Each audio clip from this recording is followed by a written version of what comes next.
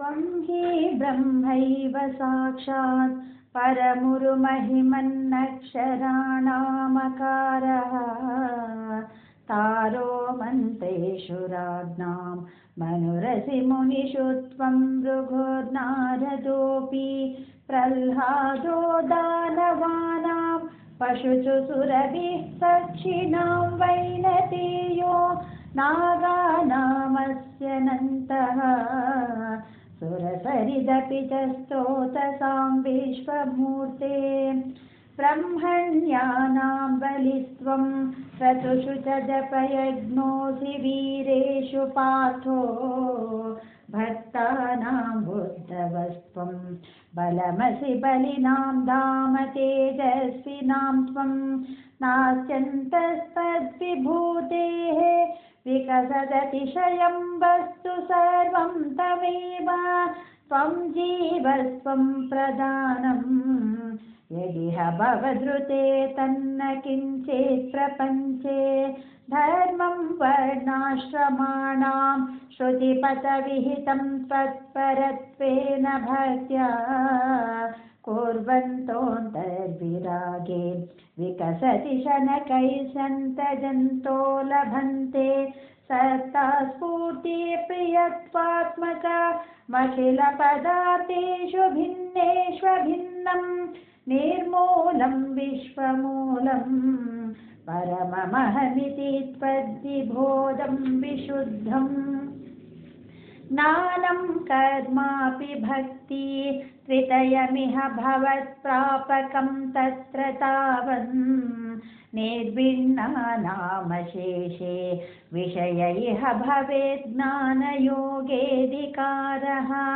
सक्तानां कर्मयोगस्त्वयि विनिहितो ये तु नात्यन्तसक्ता नाप्यत्यन्तं विरक्ताः त्वयि च धृतरसा भक्तियोगो ह्यमीषाम् ज्ञानं त्वद्भक्ततां वा लघुसुकृतवशान् मर्त्यलोके लभन्ते तस्मात् तत्रैव जन्म स्पृहयति भगवन्नाकगो नारको वा आविष्टं मान्तु दैवात् भवजलनिधिपोतायिते मर्त्यदेहे त्वं कृत्वा कर्णधारम् गुरुमनुगुणवातायितस्तारयेताः अव्यक्तं मार्गयन्तः श्रुतिभिरपि नयैः केवलज्ञानलुब्धाः क्लिश्यन्ते तेव सिद्धिं बहुतरजनुषामन्त एवाप्नुवन्ति दूरस्थः कर्मयोगेऽपि च परमफलेनन्वयं भक्तियोगः त्वामूलादेव हृद्यः त्वरितमयि भवत्प्रापको वर्धतां मे ज्ञानायैवाति यत्नं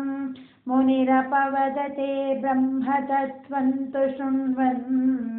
गाढं त्वत्पादभक्तिं शरणमयति यस्तस्य मुक्तिः कराग्रे त्वद्धान्येऽपीह तुल्या पुनरसुकरता चित्तचाञ्चल्यहेतोः अभ्यासादाशु शक्यं तदपि वशयितुं त्वत्कृपाचारुताभ्याम् निर्विण्णकर्ममार्गे खलु विषमतमे त्यक्तताधौ च गाढम् जातश्रद्धोऽपि कामानयि भुवनपते नैव शक्नोऽपि हातुं तद्भूयो निश्चयेन त्वयि निहितमना दोषभुज्या भजंस्तान् पुष्णीयां भक्तिमेव त्वयि हृदयगते मंशुनंशन्ति संगाहं कस्य क्लेशार्जितार्थक्षया विमलमतिर्नुद्यमानो जनौघैः प्रागेवं प्राह विप्रो न खलु मम जनः कालकर्मग्रहा वा चेतो मे दुःखहेतुस्तदिह गुणगणं भावयः सर्वकारीन् युक्त्वा शान्तो गतस्वां मम च कुरु विभो तादृशीं चित्तशान्तिम् ऐलप्रागुर्वशीं प्रत्यतिविवशमना सेवमानस्थिरं तां